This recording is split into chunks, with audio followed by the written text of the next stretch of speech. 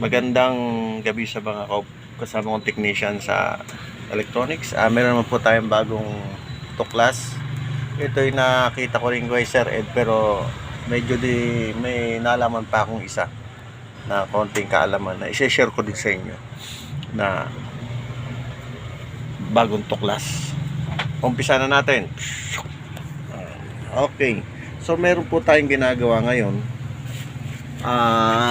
Diban po siya, pero yung board, yung LCD niya, alam ko gumamit nito kuha ni Hisense. Yung Hisense po ito, yan. Yan. Kung makikita po ninyo, ang sira nito is flickering. So hindi ko na ipapakita sa inyo yung video, ipapakita ko sa inyo yung tapos, saka yung kung paano ko ginawa kasi gabi na. Ayan, gabi na. Tapos ito yung technician ko. Ayan. Ngayon, ipapakita ko na lang sa inyo kung paano nangyari. Kung paano natin uumpisan ang paggawa ng flickering na ganito ang top board. Ayan. Makikita nyo po yung top board. Ayan. Ayan o. Ganyan. Ayan.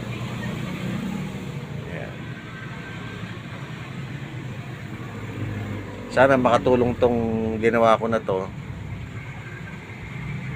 Ito po ay ulitin ko, Debant na 39 inches. So ang ka-model po nito gaya ng nasabi ko kanina ay Hisense. Yung ka-modelong ganito. Tandaan nyo lang po, ayan. Ayan po yung kanya, yung top board nya. Ayan, LDBS. Ayan. So umpisa na po natin. Dito po tayo sa bandang kaliwa.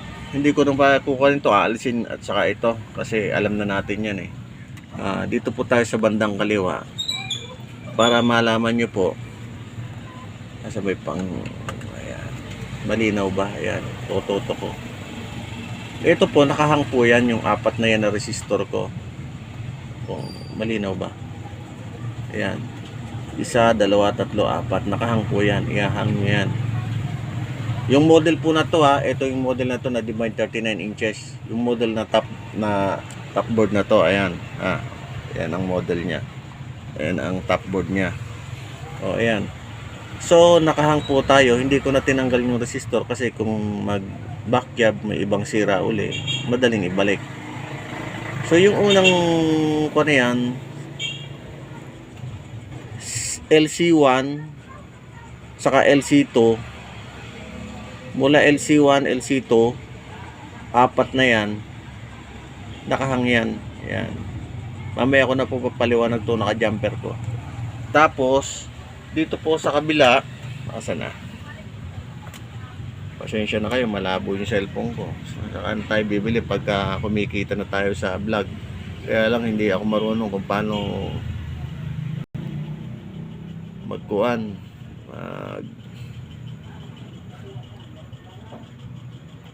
kuang kay Meta, humingi ng magbigay ng bayad pala si Meta. Di ko pa alam yan. So ito na po yung resistor. Okay, ibilang ka rito mula rito sa kanan, di kasama tong isa. 1, 2, 3, 4, 5, 6, 7, 8, 9, 10, 10, 11. 5 resistor po yung ihahang mo dyan. Nakahang po yan. Papakita ko. Malinaw ba? Kitang kita na eh. Yan. Nakahang yan. Kita nyo naman po yan. R602, 603, 604, 605, 606, 607, 608, 609, 617, 616. Ayan, hanggang 616. R616 hanggang dyan. Ang ihahang lang po natin dyan ay 5. Ayan, mula rito sa R607 hanggang R616. Okay. So mawawala na po yung flickering yan. Ngayon, tong jumper ko na po ito. Ito, dito tayo sa kaliwa. Ito yung nanghihingi ng 33 volts. Galing to sa BGH. Asan po yung BGH natin? wala po rito ang BGH. Hanapin natin ang BGH. Ito po ang BGH. Ayan. Natin ba tinap yun? Ayan. May measure po ako dyan BGH. I-try nyo po yan. 33 volts yan. Pag inalis nyo po yung kuwan na yan, yung jumper na yan, magkakaroon kayo ng flickering.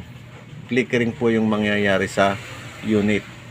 Ngayon, testingin na natin kung gumana, kung okay.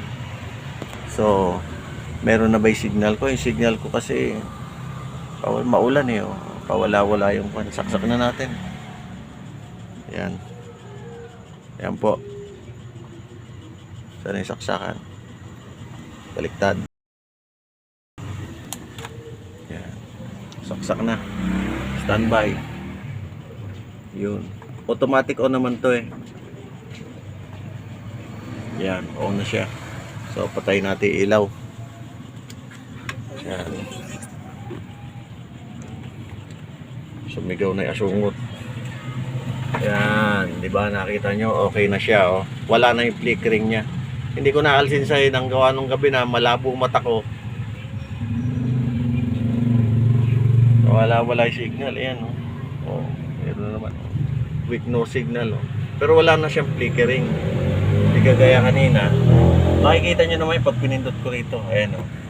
Wala na siya. Wala na siyang double image. Wala nang flickering. Oh. Kaya lang talagang pawala-wala signal nitong kuwan ko. Ayun, meron naman. Wala-wala talaga. Kasi maulan po rito ngayon sa Bicol.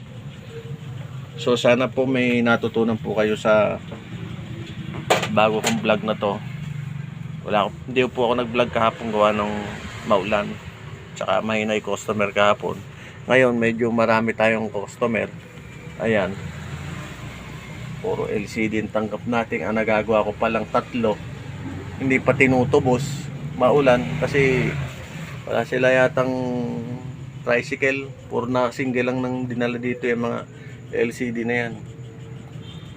Ayan. So sana po makatulong po yung vlog ko na to sa mga hindi pa nakakalam ng trouble na yan. Ayan po ay tsinagaan ko rin kanina. So maraming salamat po. Yung magpapaservice po PM lang po, Tagalog Electronics, Irusin, Sorsogon. Bye-bye.